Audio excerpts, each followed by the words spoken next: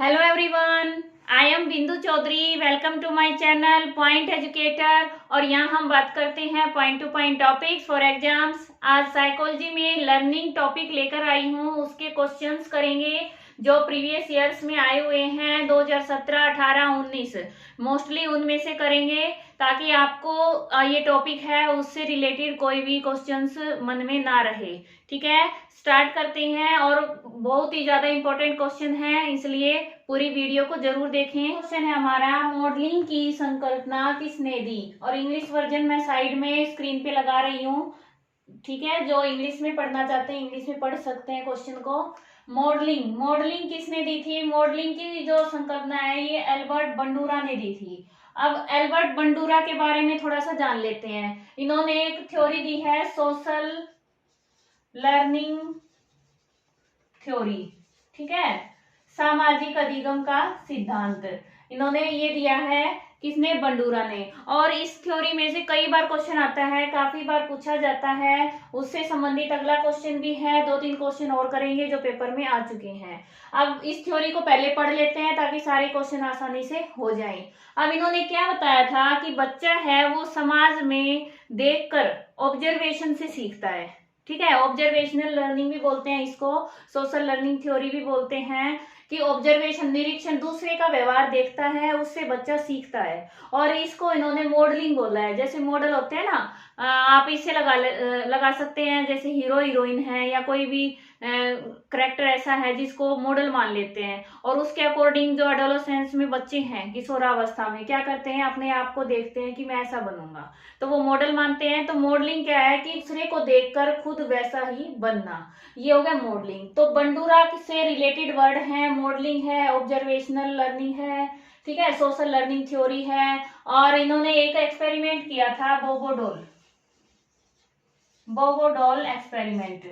ये क्या था कि बोबोडॉल थी, जैसे आजकल टेडी बियर होते हैं ना, टेडी बियर टाइप से इतनी डॉल थी, और उस पर एक्सपेरिमेंट किया था। 2 ग्रुप बना दिए, नर्सरी कक्षा के ग्रुप थे, बच्चों को अलग अलग ग्रुप में बांट दिया। एक एक्सपेरिमेंटल ग्रुप ले लिया, प्रयोगात्मक, उसको देखने के लिए कि भाई प्रयोग करके देख रहे हैं। दूसरा कंट्रोल्ड ग्रुप ले लिया, नियंत्रित समूह ले लिया। 2 ग्रुप बना दिए बच्चों के। ठीक है, एक इधर एक इधर, अलग अलग रूम में बिठाए गए, और उनके सामने एक बड़ा व्यक्ति, जो बोबोडॉल थी, जो गुड़िया थी, उसके साथ व्यवहार करते हुए दिखाया गया। एक जो प्रयोगात्मक समूह था उसमें उनको मारते हुए, पीटते हुए, उसकी नाक को ऐसे करते हुए, यानी उसके साथ आक्रामकता दिखाई गई, अग्रेसिवनेस दिखाया गया। ठीक है, तो बच्चे देख रहे थे। दूसरे ग्रुप को जो दिखाया गया वो था कि उससे प्यार से बिहेव कर रहे हैं, आराम से उसको सहला रहे हैं, यानी इस तरह का वातावरण वहां पर किया गया। अब जब एक्सपेरिमेंट के लिए देखा था उन्होंने ये कि बच्चों पर क्या असर पड़ता है, बच्चे क्या सीखते हैं, जब उनको बाद में एक रूम में बिठाया गया और उनके सामने काफी सारे खिलौने रखे गए, उसमें बोबोडॉल भी थी। तो जो प्रयोगात्मक समूह में थे, जिन्होंने आक्रामकता का रूप देखा था, उन्होंने क्या किया, उसके साथ, बोबोडॉल के साथ वैसा ही बिहेव करना शुरू कर दिया। ठीक है, उसको उठा उठा के पटकने लगे, पीटने लगे, उसके साथ ऐसा ही व्यवहार करने लगे। जबकि दूसरे ग्रुप वाले थे वो वैसा नहीं कर रहे थे। तो इससे उन्होंने क्या बताया कि बच्चे हैं वो देख कर सीखते हैं, बड़ों से देखकर सीखते हैं। ये था उनका सोशल लर्निंग थ्योरी। ठीक है, ऑब्जर्वेशनल थ्योरी और लर्निंग और बोबोडॉल एक्सपेरिमेंट, छोटी सी थ्योरी है, काफी क्वेश्चन पूछे जाते हैं। ठीक है, तो याद रहेगा आपको, एल्बर्ट बंडूरा। अब सेकंड क्वेश्चन है, मॉडलिंग एक प्रभावी शिक्षण युक्ति है। अब जो मॉडलिंग है ये किस प्रकार के बच्चों के लिए है? ये क्वेश्चन है, ये 2 तरह से है। एक तो मॉडलिंग शिक्षण युक्ति आ गई, दूसरी इसमें जो हमारी वो है ना समावेशी शिक्षा, उससे भी है।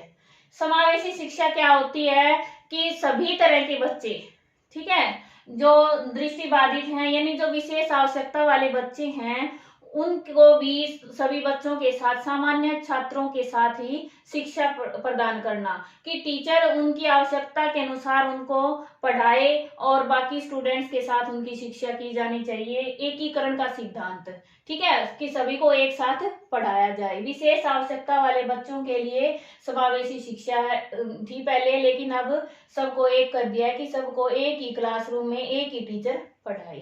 ठीक है, अब है कि दृष्टिबाधित बच्चों के लिए, अब दृष्टिबाधित बच्चे हैं ना जो, उनके लिए तो ब्रेल लिपि का यूज होता है। ठीक है, जिनको दिखाई नहीं देता उनके लिए ब्रेल लिपि होती है। ब्रेल लिपि क्या होती है कि उनके ऊपर जो अक्षरों की बनावट है, ठीक है, वो लिखी होती है ऊपर, ऐसे उसको हाथ से स्पर्श करके दिखाया जाता है बच्चे को, तब वो सीख जाते हैं धीरे धीरे, तो वो ब्रेल लिपि होती है। फिर अधिगम अक्षमता वाले बच्चों के लिए लर्निंग डिसेबिलिटीज मैंने करवाई हैं, अलग अलग प्रकार के होते हैं। ठीक है, फिर है अम्लीय आक्रमण, जो एसिड अटैक हो जाते हैं बच्चों पे, तो उनसे प्रभावित बच्चे, या फिर बौद्धिक अक्षमता वाले, यानी थोड़ी सी मंद बुद्धि लगा लो या फिर बुद्धि का कम होना, ठीक है, उनके लिए। अब मॉडलिंग किसके लिए प्रभावी हो सकती है, आप सोच के देखिए। इनमें मॉडलिंग जो थोड़ा सा कम समझते हैं उनके लिए अच्छी है, उनको करके दिखा देंगे, वो वैसा ही व्यवहार करना सीख जाएंगे।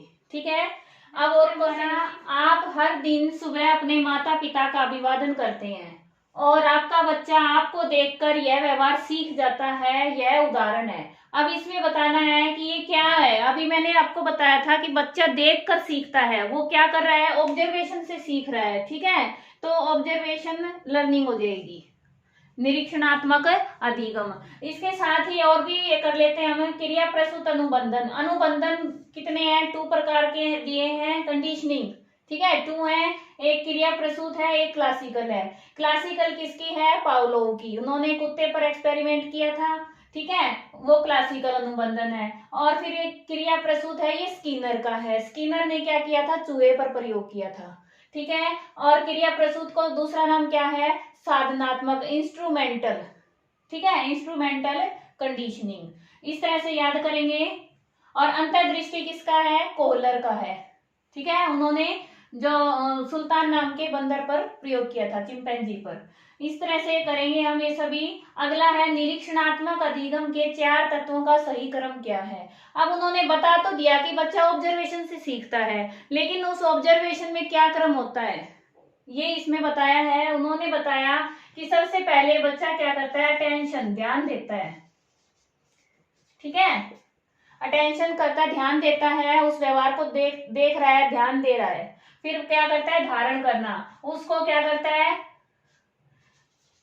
सीखता, धारण कर लेता है, यानी याद कर लेता है, मेमोरी में रख लेता है कि भी वो ऐसे कर रहा है। फिर है पुनरुत्पादन, कि दोबारा से उसको काम में लेने के लिए जो याद किया हुआ है ना उसको प्रकट करता है। ठीक है, और फिर है अभिप्रेरणा। अभिप्रेरणा इसलिए कहा गया है कि जब तक मोटिव नहीं होगा, मोटिवेशन ही नहीं होगा, तो बच्चा है या बड़ा है क्यों सीखेगा। तो ऑब्जर्वेशन में क्या है, अभिप्रेरणा भी जरूरी है। ये पेपर में क्रम आया था, लेकिन इसमें थोड़ा कंफ्यूजन रहता है, उन्होंने ये क्रम है यहाँ पर अभिप्रेरणा को रखा था, जो आंसर की आई थी उसमें यहाँ पर अभिप्रेरणा को रख दिया था। अवधान, धारण करना, अभिप्रेरणा, पुनरुत्पादन। ठीक है, वैसे बुक्स में है उनमें ये क्रम दिया हुआ है, वही अवधान, धारण करना, पुनरुत्पादन, फिर अभिप्रेरणा। इसके बाद है बोबोडॉल प्रयोग किस सिद्धांत से संबंधित है। बोबोडॉल मैंने बताया है ऑब्जर्वेशनल लर्निंग से। ठीक है, अगर नाम आ जाए तो अल्बर्ट बंडूरा से। और एक सिद्धांत और क्या है इसका, मॉडलिंग की जो संकल्पना दी है। ठीक है, और बोबोडॉल और किससे संबंधित है, सोशल लर्निंग थ्योरी से। ठीक है, द्वारा एक तटस्थ उद्दीपक में एक पुनर्बलक की शक्ति आ जाती है, इसे कहते हैं। अब तटस्थ क्या होता है, न्यूट्रल। ठीक है, मैंने कल पुनर्बलन के उसमें भी करवाया था एक, मैंने ऐसा ही क्वेश्चन है। एक तो नेचुरल होता है, वो तो प्राथमिक हो जाएगा, प्राइमरी हो जाएगा, और उसके बाद दूसरा है वो जो बहुत अच्छा टीचर ने बोला, वो क्या था, सेकेंडरी। उसी से रिलेट है ये लगभग। सबसे पहले तो कंडीशनिंग क्या होती है, कंडीशनिंग को सीखने का सरलतम रूप माना गया है। ठीक है, सीखने का सरलतम रूप, सिंपलेस्ट फॉर्म ऑफ लर्निंग क्या है, कंडीशनिंग। और कंडीशनिंग 2 हैं, हमारे सिलेबस में क्या है, एक क्लासिकल कंडीशनिंग है, ठीक है, क्लासिकल कंडीशनिंग, और दूसरी है इंस्ट्रूमेंटल। ऑपरेंट कंडीशनिंग भी बोलते हैं, इंस्ट्रूमेंटल भी बोलते हैं। तो अभी मैंने लास्ट पे उसमें भी करवाया क्वेश्चन में, क्लासिकल किसकी है, पावलोव की, और इंस्ट्रूमेंटल है स्किनर की, ठीक है। अब इन्होंने कहा है कंडीशनिंग में कोई तटस्थ उद्दीपक है, कोई ऐसा उद्दीपक है जिसका उस क्रिया से कोई संबंध नहीं है। अब जैसे पावलोव ने करवाया था कि जो आवाज आ रही थी, ठीक है, कुत्ते की जो लार थी वो उस आवाज से ही फिर आनी शुरू हो गई। अब आवाज से, घंटी की आवाज से कोई लार आती है किसी के मुंह में? नहीं आती ना। उसने कंडीशनिंग की थी वहां पे, किसकी, जो उसकी घंटी की आवाज की थी और साथ में लार आने की क्रिया की थी। क्यों? घंटी की आवाज के साथ उन्होंने भोजन दिया था, ठीक है, तो भोजन को हटा के फिर बाद में उन्होंने घंटी की आवाज से ही लार का स्त्राव है वो स्टार्ट हो गया था, इस तरह से उन्होंने दिखाया था।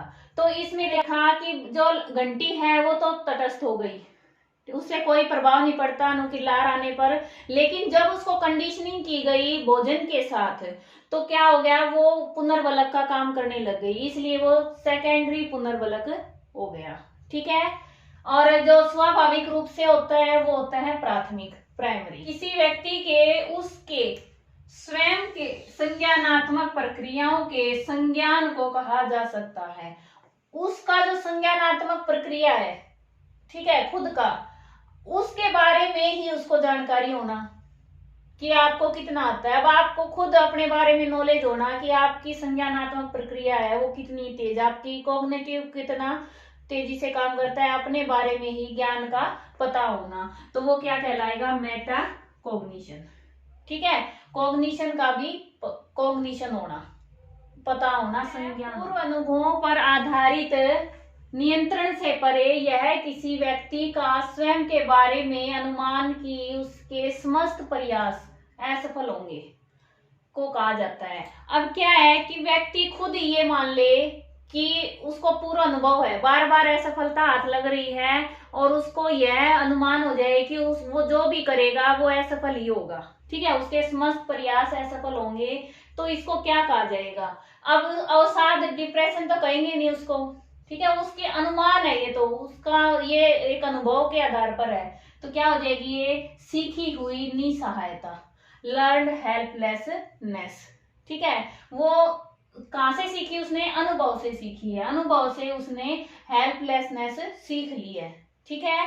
और नेगेटिव एटीट्यूड क्या होता है? दूसरे के प्रति होता है ये तो, ठीक है, खुद के प्रति उसने हेल्पलेसनेस सीखी है अपने अनुभव से कि वो जो भी करेगा उसमें असफल होगा। अब है तत्परता का नियम किसने प्रतिपादित किया? इसमें मैंने ऑप्शन नहीं लिखे, वही सीधा लिख दिया। तत्परता का नियम किसने दिया है? एडवर्ड एल थॉर्नडाइक, ठीक है। नेक्स्ट है, ये मैं पूरा अच्छे से करवा चुकी हूँ आपको, प्रोग्राम लर्निंग किसके काम पर आधारित है? प्रोग्राम लर्निंग है ये किस, इनमें से जो साइकोलॉजिस्ट है इनमें किस पर आधारित है? बी.एफ. स्किनर, बंडूरा, पियाजे और पावलोव। अब इनमें देखो, ये है बी.एफ. स्किनर के काम पर आधारित, इन्होंने रेनफोर्समेंट का काम बताया है, थ्योरी दी है पुनर्बलन का सिद्धांत। तो स्किनर के पुनर्बलन के सिद्धांत पर आधारित है प्रोग्राम्ड लर्निंग। अब इसको देखें, पियाजे ने कौन सी दी है, किस लर्निंग से संबंधित है इनका नाम? Cognitive learning. इसलिए करवा रही हूँ, पेपर में आ भी जाए तो याद रहेगा आपको। पियाजे ने कॉग्निटिव लर्निंग की थ्योरी दी है, ठीक है, पूरी आप कर चुके होंगे। बंडूरा का अभी मैंने करवाया है कि क्या दिया है, सोशल लर्निंग थ्योरी, ठीक है, ऑब्जर्वेशनल। और पावलोव ने क्या बताया है, कंडीशनिंग, ठीक है। आगे देखो, है नियम जो अधिगम के गेस्टाल्ट दृष्टिकोण का भाग नहीं है। अब गेस्टाल्ट क्या होता है? गेस्टाल्ट का मतलब होता है समग्र, ठीक है, पूरा। तो जहां भी ये वर्ड है इसका मतलब है कि वो पूरी ही वस्तु के बारे में है, कि अलग अलग पार्ट को नहीं, पूरे कंप्लीट को देखते हैं, ठीक है। तो गेस्टाल्ट दृष्टिकोण होता है समग्र, समग्र रूप से देखना। अब ये अधिगम में कैसे है, कौन सा दृष्टिकोण होगा? इसमें ये इसके कुछ भाग बताए हैं, नियम हैं, समानता का नियम, निकटता का नियम, क्लोजर का नियम, उपयोग का नियम। अब इसमें किसी को मान लो आता नहीं है क्वेश्चन, ठीक है, आप इसमें देखो आपको आता कौन सा है। मैंने ये थॉर्नडाइक में करवाया था उपयोग का नियम, तो ये तो थॉर्नडाइक का है, तो बाकी तीन है, ये नहीं है, तो ये हमारा ऑप्शन हो जाएगा क्योंकि भाग नहीं है पूछा है। इतना ठीक है। अब ये तो क्वेश्चन करना आ गया। अब इसे थोड़ा सा समझ लेते हैं कि भाई ये होता क्या है। दिवाली पर आपने लाइट्स देखी होंगी, ठीक है, लाइट लगाते हैं हम, किसी में कोई सर्कल में घूमती दिखती हैं, कोई किसी तरह से, अब जैसे दुकानों के आगे ये बोर्ड पे नाम वगैरह चलते हैं, ठीक है, ये सब क्या है, गेस्ट स्टार दृष्टिकोण में आते हैं कि वो है तो दूर दूर, लेकिन जब वो ऑन होती हैं, ऑफ होती हैं, तो वो कोई वो बनाते हैं, पैटर्न बनाती हैं, ठीक है, तो वो क्या है, समानता का नियम, निकटता का नियम, क्लोजर का नियम, ये सभी उसमें यूज होते हैं। ये है गेस्टाल्ट, ठीक है। अब है ब्लूम के वर्गीकरण के अनुसार, भाई ब्लूम का जो टैक्सोनॉमी बोली जाती है, ब्लूम टैक्सोनॉमी, ये भी इंपॉर्टेंट रहती है, कई बार पेपर में आ जाती है। तो उनके अनुसार कौन सा संज्ञानात्मक क्षेत्र का एक उप क्षेत्र नहीं है। अब ये तो पता चला कि ये क्षेत्र है संज्ञानात्मक और उसका उप क्षेत्र इनमें से है, तीन है एक नहीं है। तो ये ब्लूम का जो है, ये हम अभी मैं पूरा ही करवा दूंगी आपको थोड़ा सा। तो सबसे पहले तो ये देखो कि संज्ञानात्मक क्षेत्र का एक उप क्षेत्र नहीं है, इनमें से कौन सा नहीं है, जो अनुक्रिया है ये नहीं है, ठीक है, अनुक्रिया इसका नहीं है, ये तीन है, इसके भाग हैं। और इसको मैं थोड़ा सा आपको डिटेल में बता देती हूँ ताकि अगर पेपर में आ भी जाए तो आपका क्वेश्चन नहीं छूटेगा। इसके पहले तीन क्षेत्र बताऊंगी, डोमेन बताऊंगी, उसके बाद जो कॉग्निटिव डोमेन है उसके पार्ट्स हैं, ये है 6, ठीक है, वो करवाएंगे, अभी करवाते हैं। सबसे पहले ये बताया है कि जो बच्चा सीखता है, ठीक है, लर्निंग होती है, उसमें 3 डोमेन्स होते हैं, 3 क्षेत्र में सीखता है बच्चा। सबसे पहले होता है ज्ञान संबंधी, कॉग्निटिव डेवलपमेंट होता है, फिर है अफेक्टिव, भाव संबंधी, फील करना, महसूस करना, जो सीख लिया है, ठीक है, जो सीखा है उसको महसूस करना, फीलिंग से जोड़ना। फिर है साइकोमोटर, कि ये नहीं कि बस ऐसे ही चुप होके ऐसे, अब ऐसे ऐसे बैठे बैठे कोई पढ़ता होगा, या मैं ऐसे खड़ी होके एक जगह ऐसे बन के बुत और आपको पढ़ाती रहूं, तो क्या आपको समझ में आएगा। ऐसे ही बच्चा है वो भी एक्टिव रहता है, तो इसको कोनेटिव भी बोलते हैं और साइकोमोटर भी बोलते हैं, कि अपने हाथ पैरों का इनका यूज करता है, ठीक है। तो ये होते हैं 3 क्षेत्र ज्ञान के, ये है ब्लूम के अनुसार, कि अकेला कॉग्निटिव नहीं होता, सिर्फ ये नहीं कि मानसिक जो डेवलपमेंट हो रहा है वही है, ये तीनों होते हैं, तब बच्चे का संपूर्ण विकास होता है, ठीक है। अब इसमें इन्होंने इनके तो कोई आगे भेद नहीं दिए, ठीक है, और इसमें कॉग्निटिव में इन्होंने 6 ये स्टेजेस बताई हैं, 6 बताई हैं। जो स्टार्टिंग की 3 हैं इनको लोअर में कहा जाता है और इनको हायर। अब ये कैसे हैं समझो, इजी है, अपने से रिलेट करके समझना। सबसे पहली बताई है उन्होंने नॉलेज, ज्ञान, ये होता है याद करने, रिमेम्बरिंग, ठीक है, रट्टा लगा लिया, कोई छोटे बच्चे को जैसे कोई बात बता दी उसको समझ नहीं आई, ठीक है, वो क्या करता है, याद करता है, मेमोरी बेस होता है ये लेवल है, ये मेमोरी बेस होता है, केवल जो चीज बता दी। अब जैसे पियाजे की थ्योरी है, उसमें कह दी 4 स्टेज है, तो बच्चे को याद रहेगी 4 स्टेज है, आप भी कई ऐसे ही करते हैं, रट्टा लगा लेते हैं, तो ये होता है नॉलेज, ओनली नॉलेज। इसके बाद कंप्रीहेंशन, कंप्रीहेंशन होता है अंडरस्टैंडिंग, समझ का विकास। अब यहाँ पर जो सब पढ़ा है ना, रिमेम्बर किया है, उसको अपने शब्दों में अगर व्यक्त कर सकते हैं तो वो तो हमने समझ लिया, वरना वो यहीं पे रह गया कि हमने सिर्फ रिमेम्बरिंग करी है, याद किया है। अब समझ लिया, उसके बाद उसका प्रयोग, एप्लीकेशन, उसको अप्लाई करना, जहां भी जरूरत पड़े वहां पर उसको अप्लाई करना, तो हम समझेंगे आप 3rd स्टेज पर आ गए, ठीक है। ये लेवल है जो डेवलपमेंट है, कॉग्निटिव, जो बच्चे का बौद्धिक विकास हो रहा है उसके लेवल है। सबसे पहले याद, अब ऐसे याद करो कि 5th स्टैंडर्ड तक बच्चे होते हैं और उनको रटना पड़ता है ज्यादा, ठीक है, मेमोरी है वो क्या होती, मेमोरी बेस्ड क्वेश्चन करते हैं वो। उसके बाद कंप्रीहेंशन, अंडरस्टैंडिंग यानी समझ कर, उसके बाद एप्लीकेशन, प्रयोग करते हैं, एक्सपेरिमेंट के द्वारा उनको समझाते हैं। ठीक है, फिर है एनालाइज। एनालाइज होता है विश्लेषण, विश्लेषण करके, यानी कोई चीज है या कोई भी वर्ड है उसको पूरा खोल कर देखना, वो होता है विश्लेषण। जैसे मैं आपको कई बार कराती हूँ, अब मैंने वो ब्लूम शब्द आ गया तो ब्लूम से ही मैं ये सारा बता रही हूँ, तो ये विश्लेषण है एक किस्म से। ठीक है, उसकी हर पॉइंट को बताना, ये हो गया विश्लेषण। फिर है इवेल्युएशन, मूल्यांकन करना। अब जैसे मान लो विश्लेषण में ये भी आ सकता है, भाई हम कंपैरिजन से दो चीजें पढ़ रहे हैं या तीन चीजें, यहाँ हमने पियाजे की थ्योरी कर दी। ठीक है, यहाँ तक अप्लाई कर लिया हमने, भाई समझ लिया, कंप्रिहेंशन, अंडरस्टैंड कर लिया। ठीक है, फिर वाइगोत्स्की की भी कर ली। और जब तक उन दोनों में हम कंपैरिजन को ये कह दे कि तुलना करो, बताओ क्या क्या अंतर है, तब हम क्या करते हैं, विश्लेषण करते हैं, एनालाइज करते हैं। तब हम दिमाग पे जोर लगाते हैं कि इसने क्या कहा था, इसने क्या कहा था, वो पॉइंट बनाकर हम लिखते हैं। लेकिन जब इवेल्युएशन होता है ना, मूल्यांकन, तो उसको अच्छा बुरा बताना कि किसकी सही है किसकी गलत है, वो होता है मूल्यांकन। ठीक है, और लास्ट होता है क्रिएशन भी बोलते हैं इसको, सिंथेसिस भी बोलते हैं। ठीक है, संश्लेषण, और कुछ नया बनाना, निर्माण करना। जो भी है, जो सीख लिया, नीचे से जो डेवलपमेंट हो रहा है, उस सब का प्रयोग करके कुछ नया ही बनाना, वो क्या हो जाएगा, क्रिएशन में आ जाएगा। सिंथेसिस में यानी सारे ज्ञान को इकट्ठा करके संश्लेषण करना। ठीक है, समझ आया होगा। फिर से देखो, सबसे पहले मेमोरी, रिमेम्बर करता है, फिर क्या करते हैं, समझते हैं, अंडरस्टैंड करते हैं, कॉम्प्रिहेंसिव, फिर प्रयोग, एप्लीकेशन, फिर एनालाइज यानी विश्लेषण करते हैं, फिर इवैल्यूएशन करते हैं, मूल्यांकन करते हैं, फिर क्रिएशन होता है। लास्ट स्टेज ये है और फर्स्ट स्टेज ये है, याद रह जाएगी। इसको एक बार फिर से समझ लेना, और ये क्रम से ही पूछे जाते हैं कई बार। ठीक है, थर्ड फोर्थ ऐसे स्टेज भी पूछ लेते हैं, लेवल कौन सा होता है। और इनमें बताती हूँ मैं आपको कि टीचर के कहाँ यूज होंगे ये।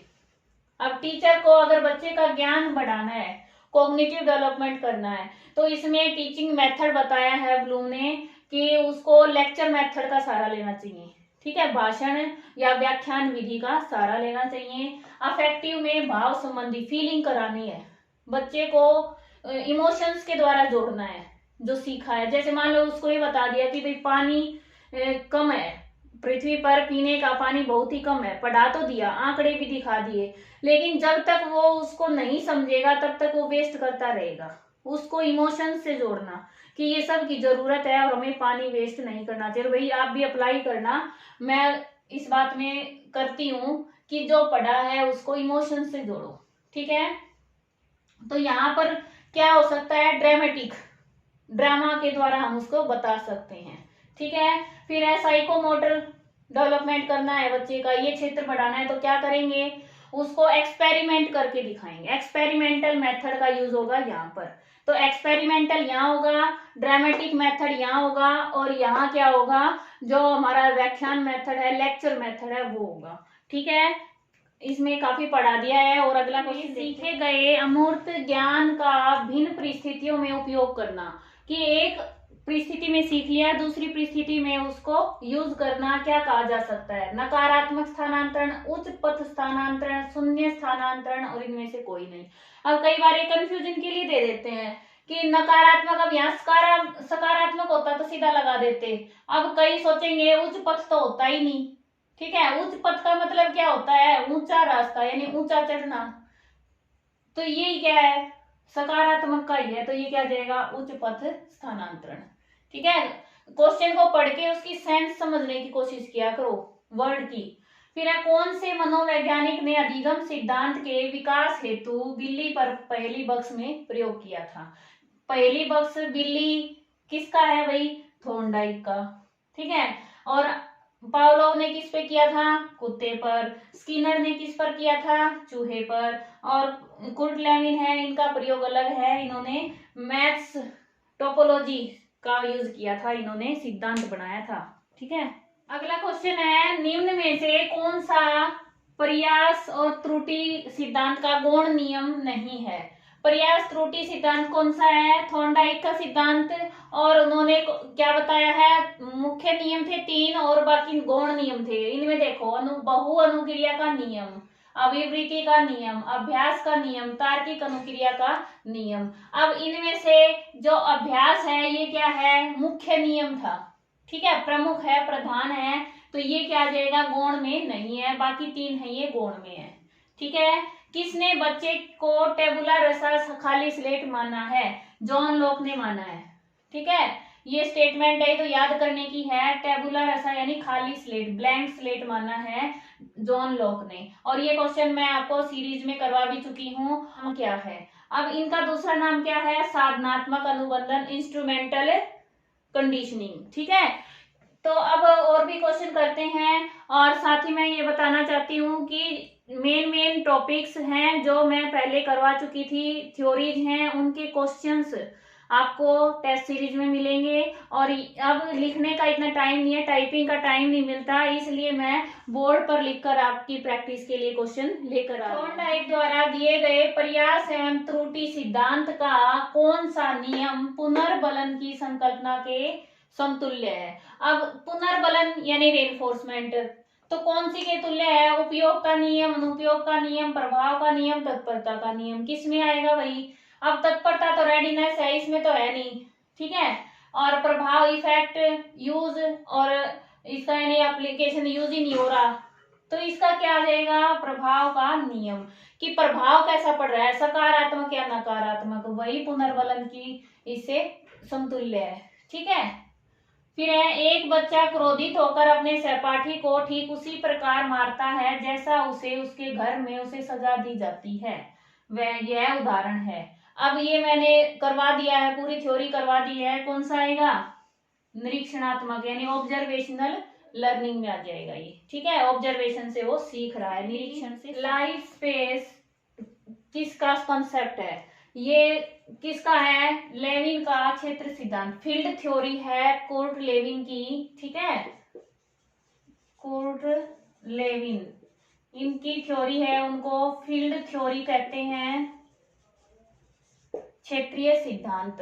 और इसको इन्होंने दूसरा क्वेश्चन भी इसी से संबंधित है। मनोवैज्ञानिक जिसने गणित की एक शाखा टोपोलॉजी, कि गणित की एक शाखा है टोपोलॉजी, जो अंतरिक्ष में वेक्टर एनालाइज वगैरह करते हैं, मापन करते हैं, उनके हिसाब, उनके सिद्धांतों का प्रयोग करते हुए अधिगम सिद्धांत विकसित करने का प्रयास किया है।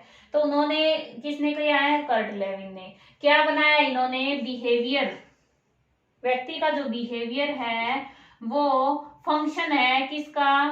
पर्सन का और एनवायरमेंट का, ठीक है। B is equal to function of person and environment. आदमी, व्यक्ति को इन्होंने मनोवैज्ञानिक व्यक्ति बोला है, ठीक है। व्यक्ति और जो पर्यावरण है उसका फंक्शन है, क्रियात्मक रूप है, वो व्यक्ति का व्यवहार होता है। इस तरह से इन्होंने एक फार्मूला बनाया है मैथ्स पे। और इनके सिद्धांत को फील्ड थ्योरी कहते हैं। और इसके जो कंसेप्ट हैं, एक तो ये है लाइफ स्पेस है, दूसरा वेक्टर भी आ जाता है, एक इन्होंने जैसे टोपोलॉजी का हो गया, ठीक है। तो टोपोलॉजी दिख गया तो आप करेंगे कर्ट लेविन, लाइफ स्पेस दिख गया तो कर्ट लेविन, वेक्टर दिख गया तो कर्ट लेविन, फील्ड थ्योरी है तो कर्ट लेविन। ये मेन कंसेप्ट है और ये इनका फार्मूला है जो इन्होंने बताया है कि व्यवहार है वो व्यक्ति और एनवायरमेंट का फंक्शन है, ठीक है।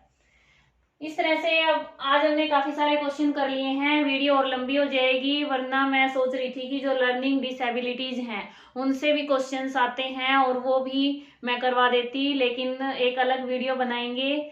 आप भी परेशान हो जाएंगे इतने सारे क्वेश्चन देखकर, ठीक है, क्योंकि लर्निंग हमारा मेन कंसेप्ट है और इसमें से क्वेश्चन जरूर आते हैं, इसलिए इसकी थ्योरीज हैं उनको जरूर करें, थोड़ा थोड़ा पढ़ लें उनके बारे में, ज़्यादा डीप पढ़ने की भी ज़रूरत नहीं है, बाकी मैंने करवा दी है। और मिलते हैं नेक्स्ट वीडियो में नए टॉपिक के साथ। अगर वीडियो पसंद आई है तो प्लीज़ लाइक और शेयर करें और कमेंट भी दें। Thanks for watching. घंटी बजाओ, नोटिफिकेशन पाओ।